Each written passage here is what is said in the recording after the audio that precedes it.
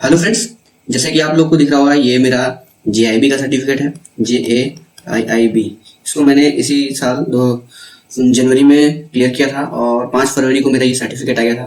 देखिए आप पास हैं कि फेल हैं, कितना मार्क्स आ रहे हैं, आप एग्जाम देंगे उसी टाइम एट द मोमेंट जैसे आपने सबमिट किया एग्जाम को उसी समय आपको पता चल जाता है कि आप पास हैं फेल हैं, कितने मार्क्स आपके आ रहे हैं। ठीक है, तो मैं पास था, मुझे मालूम था, लेकिन 5 फरवरी को मेरा ये सर्टिफिकेट आया था तो मेरा इंक्रीमेंट भी फरवरी में ही लगा है और आपने मेरा सैलरी स्लिप भी देखा है, इंक्रीमेंट से कितना फ़र्क पड़ता है और जो प्रमोशन में भी ये आपके लिए हेल्पफुल है। तो जेआईबी का एग्ज़ाम बहुत इंपॉर्टेंट हो जाता है और जो बच्चे जो कैंडिडेट्स ज्वाइन किए हैं, जो बैंकर्स न्यूली ज्वाइन हैं, उनके लिए तो और भी इम्पोर्टेंट हो जाता है क्योंकि अभी आप पढ़ते हुए आए हैं और उसी फेज़ में है, पढ़ने के फेज़ में है, तो आपसे ये एग्ज़ाम बहुत ही ईजिली क्लियर हो जाएगा। और अगर आपने एक सेमेस्टर का भी, मतलब ये एक साल में 2 बार होता है, सारी बातें करेंगे वीडियो में आगे, कैसे कैसे क्या पैटर्न है, कैसे मार्किंग होती है, क्या क्या छूट है, कैसे आप रजिस्ट्रेशन कराएंगे, कौन दे सकता है कौन नहीं दे सकता है, सारी चीज़ें हम डिटेल में बात करेंगे। ठीक है, तो लेकिन जो बच्चे अभी ज्वाइन कर रहे हैं बैंक, वो फर्स्ट अटेम्प्ट में इसको क्लियर कर सकते हैं, नहीं तो आगे चल के बहुत मुश्किल होता है।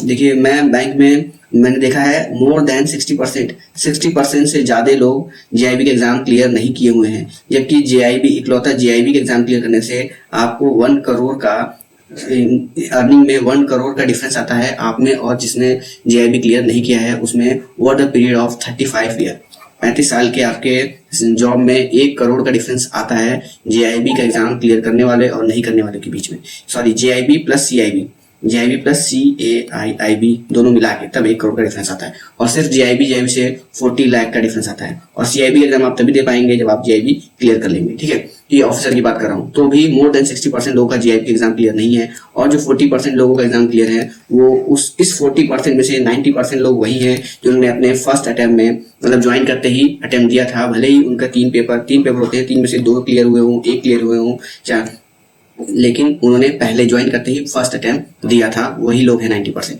ठीक है, इसलिए आपको मैं सजेस्ट कर रहा हूँ कि जेआईबी एग्जाम क्लियर करिए और दीजिएगा जरूर से। तो हम बात करेंगे जेआईबी के एग्जाम कौन दे सकता है, किस तरीके से इसका प्रोसेस होता है, क्या एग्जाम पैटर्न है, कितने पेपर होते हैं, कितने मार्क्स होता है, कितना टाइम मिलता है, ये सारी चीजें अब हम डिस्कस करेंगे। ठीक है, तो जेआईबी का एग्जाम, जेआईबी एग्जाम सिर्फ ओनली फॉर बैंकर, केवल बैंकर ही जेआईबी का एग्जाम दे सकता है। ठीक है, तो आप बैंक में ज्वाइन करते ही बैंकर हो गए तो आप जेआईबी के लिए एलिजिबल हो गए और कोई भी आपको एलिजिबिलिटी नहीं पूरा करना है, आपको सिर्फ बैंकर होना आपकी एलिजिबिलिटी है। ठीक, आप बैंकर हो गए तो आप जेआईबी के लिए एलिजिबल हो गए। अब आपको क्या करना होगा, अब आपको आईआईबीएफ का मेंबरशिप लेना होगा। आईआईबीएफ का मेंबरशिप ये लाइफ टाइम मेंबरशिप होता है।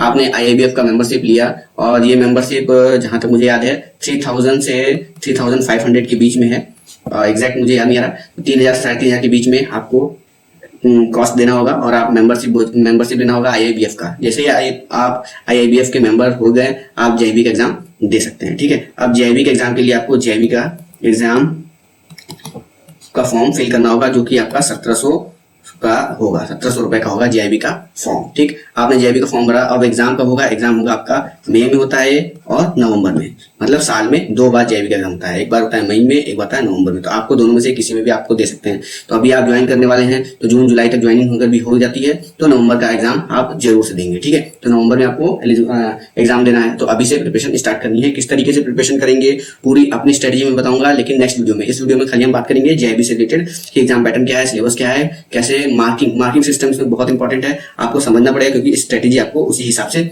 बनानी है। ठीक है, तो अब आपने फॉर्म भर दिया, मेंबरशिप ले लिया, फॉर्म भर दिया, फॉर्म भरते ही, मेंबरशिप लेके फॉर्म भरते ही आपको मिलता है 2 ईयर का स्लॉट मिलता है। 2 ईयर का स्लॉट मतलब 4 अटेम्प्ट आपको मिलेंगे, 4 अटेम्प्ट, क्योंकि एक साल में 2 बार होता है तो 2 साल में 4 बार। अब 4 अटेम्प्ट में आपको उसको क्लियर करना है, 4 अटेम्प्ट में आपको क्लियर करना है। तो देखिए कैसे होता है, सब मैं अभी आपको डिटेल में, 3 पेपर होगा।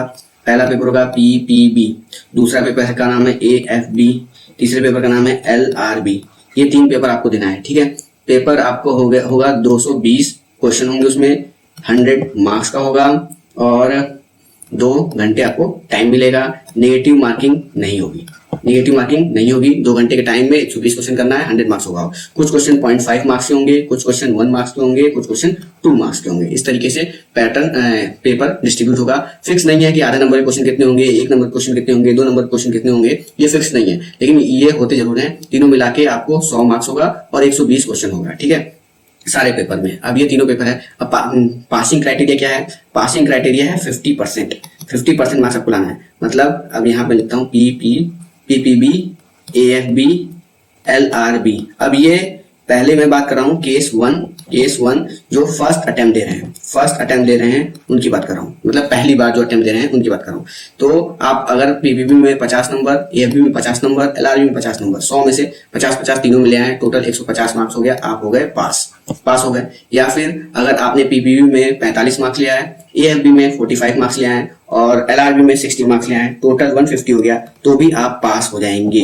ये सिर्फ फर्स्ट अटेम्प्ट वालों के लिए ये छूट है, सिर्फ फर्स्ट अटेम्प्ट वालों के लिए। फर्स्ट अटेम्प्ट वालों के लिए छूट क्या है? जो ये 50% क्राइटेरिया है उससे भी कम 45 नंबर अगर आप मिनिमम ला रहे हैं और ओवरऑल टोटल मार्क्स 150 हो जा रहा है, टोटल मार्क्स 50% है और किसी एक सब्जेक्ट इंडिविजुअल सब्जेक्ट में 45 मार्क्स भी है, तो भी आप पास क्राइटेरिया में आएंगे। ये सिर्फ फर्स्ट अटेम्प्ट वालों के लिए है। जैसे आप सेकंड अटेम्प्ट में रहते हैं तो ये क्राइटेरिया आप पे काम नहीं करेगा, तब आपको तीनों में 50-50 मार्क्स या अबव लाना ही पड़ेगा पास होने के लिए। तो ये आपको क्लियर हो गया होगा कि 50-50 मार्क्स मिनिमम आपको लाना है, लेकिन फर्स्ट अटेम्प्ट में 45 भी अगर आ गया तो भी आपका काम चल जाएगा, लेकिन ओवरऑल 150 मार्क्स आपको लेके आने हैं, ठीक है। तो ये हो गया मार्किंग सिस्टम, और नेगेटिव मार्किंग नहीं है, ये मैंने आपको बता दिया किस तरीके का पैटर्न है। तीन पेपर है, ये सब मैंने आपको बता दिया। अब क्या होता है, बहुत सारे लोगों को इस बात पे डाउट रहता है और मुझे भी पहले था, लेकिन अभी क्लियर है, तो मैं आपको बताता हूँ। जैसे फर्स्ट मैंने आपको बताया कि 2 स्लॉट मिलता है, आपको 2 ईयर का स्लॉट मिलता है। मैंने आपको बताया 2 ईयर का स्लॉट मतलब 4 अटेम्प्ट मिलते हैं। इसका मतलब क्या हुआ ये क्लियर करते हैं। 4 अटेम्प्ट का मतलब क्या हुआ, देखिए, first attempt, second attempt, third attempt, fourth attempt, ठीक है। अगर आपने पीपीबी, AFB और LRB का एग्जाम आपने दिया, ठीक है, इसमें आपके आ गए 50 मार्क्स फर्स्ट अटेम्प्ट में, इसमें आ गए 45 मार्क्स, इसमें आ गए आपके 45 मार्क्स। अब क्या हुआ, 45 मार्क्स तो छूट था आपका, 45 मार्क्स पे छूट था आपका कि हाँ चलिए फर्स्ट अटेम्प्ट में 45 मार्क्स क्लियर कवर कर लिया जाएगा, लेकिन टोटल मार्क्स कितने हो रहे हैं, टोटल मार्क्स 140 हो रहे हैं, लेकिन चाहिए कितने थे, 150। तो आप पास नहीं होंगे, आपको पास नहीं कहा जाएगा। लेकिन आपका पीपीबी में 50 मार्क्स हैं जो कि पासिंग मार्क्स है, तो आपके जो सेकंड अटेम्प्ट में ये क्रेडिट कर दिया जाएगा। सेकंड अटेम्प्ट में आपको पीपीबी का अगर आप पेपर नहीं भी देंगे तो भी आपको 50 नंबर क्रेडिट में मिल जाएगा। मतलब आपको सिर्फ 2 एग्जाम देना होगा सेकंड अटेम्प्ट में, AFB, LRB। अब सेकंड अटेम्प्ट में अगर आपका AFB में 50 आ गया और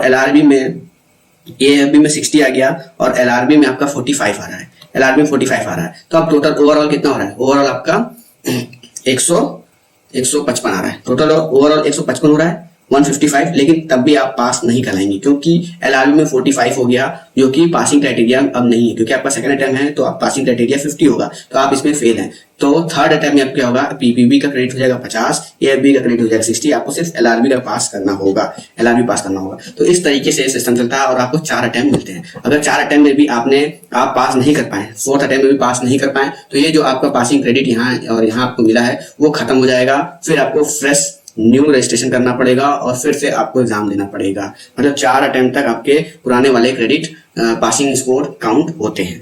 तो इस बात को भी आपको ध्यान रखना है। लेकिन हमारा टारगेट क्या होगा, हमारा टारगेट है कि फर्स्ट अटेम्प्ट में ही हम क्लियर कर ले, क्योंकि जैसे जैसे टाइम बीतेगा वर्क प्रेशर बढ़ेगा और पढ़ने का मन नहीं करेगा, पढ़ाई का समय नहीं मिलेगा, और भी अपनी सोशल लाइफ होती है उसमें आप बिजी हो जाएंगे, फिर ये क्लियर नहीं हो पाएगा। तो आपको पूरी कोशिश करनी है कि फर्स्ट अटेम्प्ट में क्लियर कर ले, और जैसे ही फर्स्ट अटेम्प्ट में ये क्लियर हो गया, नवंबर वाले अटेम्प्ट में आपका GIB क्लियर हो जाएगा, तो फिर से मई वाले में आप CIB क्लियर कर लीजिएगा।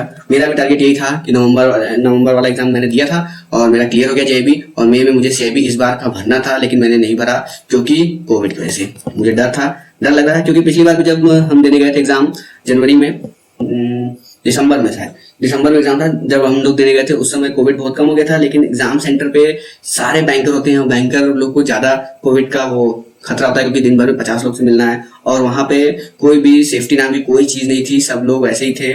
मास्क वगैरह मिला था हमें, लेकिन कुछ भी नहीं था, सेफ्टी नाम की कुछ भी चीज़ वहाँ पे व्यवस्था नहीं थी। इसलिए मुझे डर था कि इस बार तो बहुत ज़्यादा सेकंड वेव बहुत खतरनाक है, तो मैंने सोचा कि इस बार नहीं भरूंगा, नवंबर वाला फिर से भरूंगा नवंबर में, और फिर क्लियर किया जाएगा। तो CIB जब क्लियर होगा तो CIB का भी मैं आपको स्टडी बताऊंगा नेक्स्ट वीडियो में। JIB का स्टडी आपके साथ शेयर करेंगे। ठीक है, मिलते हैं नेक्स्ट वीडियो में। Thank you friends.